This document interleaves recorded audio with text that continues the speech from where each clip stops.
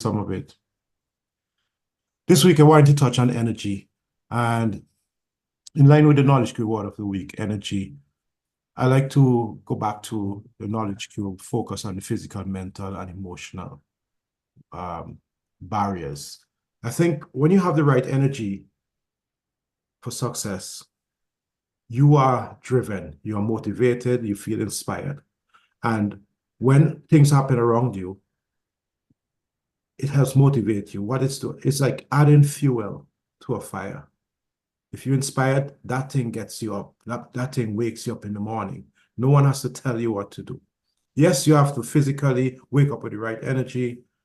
Mentally, you need to be in the right frame of mind. And emotionally, you need to be in the right state. But when you have that energy, nothing could stop you. And so physically, you want to start thinking about your health. You want to start thinking about your well-being. You would know if you're struggling with weight, with unhealthy eating, or with any aspect of physical health. And if you are, I would suggest that if it's a concern for you, that you seek the necessary help. I know the knowledge cube, within the knowledge cube community, we do focus on physical, mental, emotional well-being. I know that I have coaches and other team members who could help in these areas. However, you have to look after your health as a personal responsibility. And by looking after your physical health, that gives you natural energy. You get up, you breathe in the morning. That's physical energy. That's physical health because you're well rested, you're rejuvenated, you're energized. Monica, I'm going to ask you, do you get up in the morning and feel energized? Yes, I do. So the first thing I do after I wake up and get ready, I go to the gym, Oh. and that even gives me more boost for the Mm. day to be active. So, but I do watch out what I eat. I drink a lot of water, so I consciously working on my health. I would say that's very good. That's very good. Sharing on your routine. I'm not very disciplined like that, I must admit. However, I do have my daily routines where I get exercise in, so it may not be early in the morning. I think it's important to point this out because sometimes I don't want the audience to think here, hey, should I exercise only in the morning or in the evening? You have to find your pattern. But it's very important that you keep active and you do something physical. You agree with that? Yeah. Yes, I agree. I think mentally, it's very important that if you're in a relationship, that you really looking after your mental state. Your mental well-being or your mental health is your responsibility. Now, it's everybody's responsibility to help each other out if you're in a relationship. However, I think as an individual, you need to really be getting your rest. You need to be looking after your mind. And I would say one of the key things I point out before is you have reading as a source of feeding your mind. Also, I think music is a very key thing. Listening to the right music. One of the things I do is recall growing up as a youngster, during cleaning periods, my sisters, I remember they used to listen to all kind of music, sing to the voice. My mom used to sing so loud sometimes when she's doing her cooking and cleaning and stuff as well, and some other chores. And I realized music in itself gives you that type of energy. So yes, reading, very important. You want to feed the brain.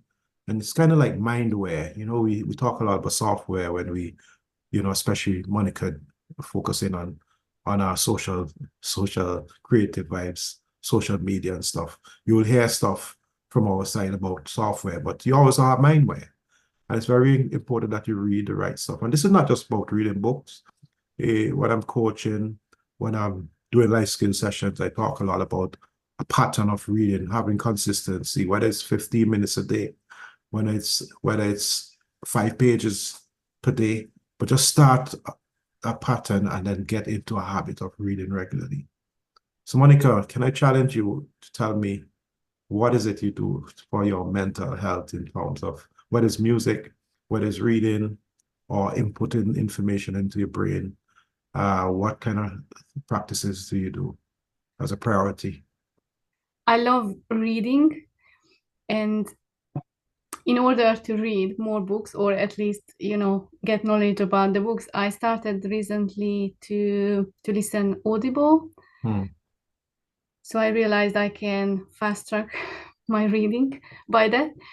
Also, I like dancing, and it's very good for my mental health when I'm listening the music and dance. So that's something that helps me to ease my mind. That's you just touched on something key there, and I wanted that to come out later on as well, and we'll talk about that. But we talked about physical health earlier, and you mentioned dancing. Imagine listening to music and dancing.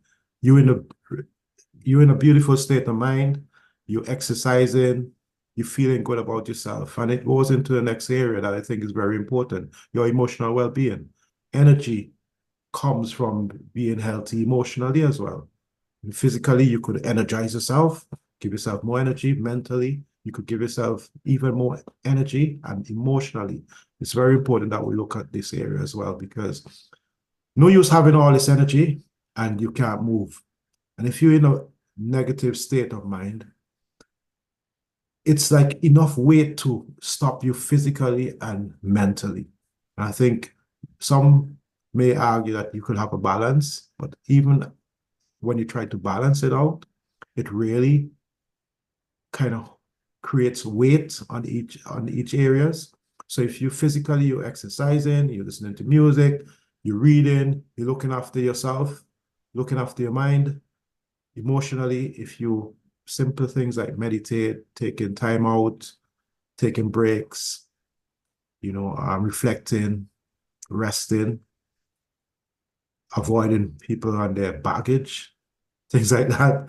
Looking after yourself. This will put you in the in an optimum state. What do you do emotionally to keep you energized? Emotionally, it's also dance and music, but connecting to people, talk to people, Very good. socialize with them, with my friends, family. That's really helps my emotion. Wow, wow, wow. And how could I forget that? Socializing with the right people.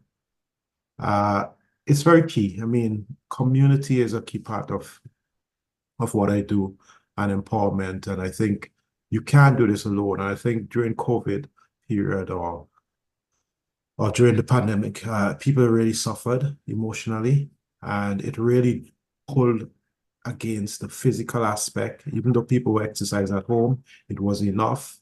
So emotionally, it was really pulling against. Mentally, it was putting them in a very unhealthy state. And I think it's that triangular state of health is really, really important.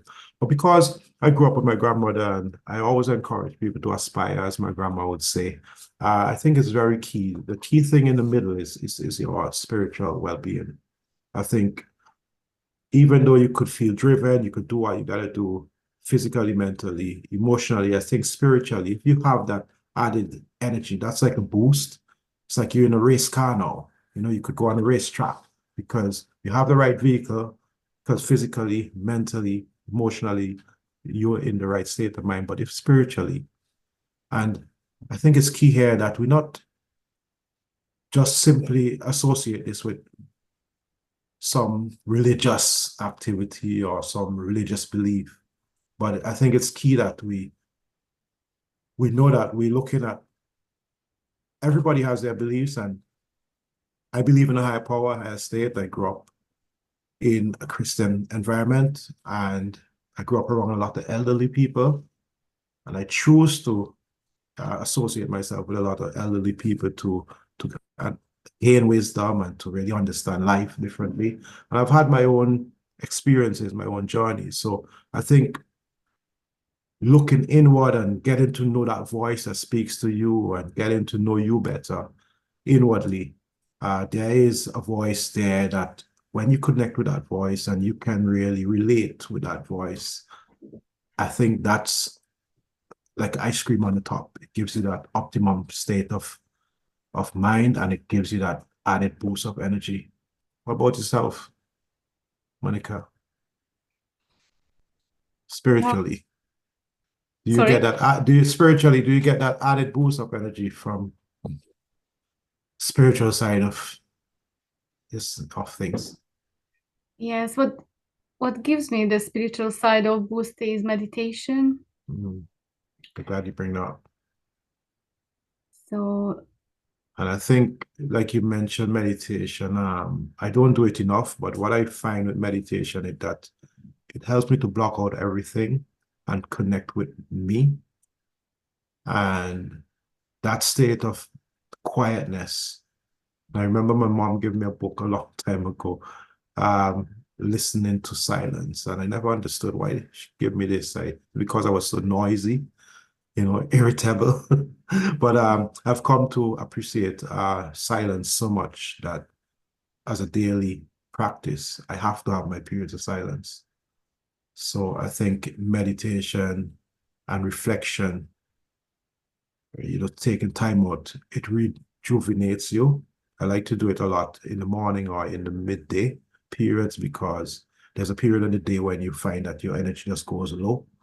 And if I don't get to go to the gym or go on some exercise, maybe out on the road or such, running or otherwise, I think when you take that time out and just shut off all the noise and go inward, it gives you that added boost of energy. And it said, I find my experience is that it reconnects me with the other areas, physically, mentally, emotionally. It just reconnects me there.